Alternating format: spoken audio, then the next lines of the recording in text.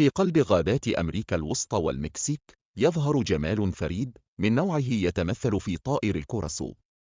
هذا الطائر الذي يعد أحد أنواع فصيلة القرازية يدهشنا بألوانه المبهرة وسلوكه المثير للاهتمام.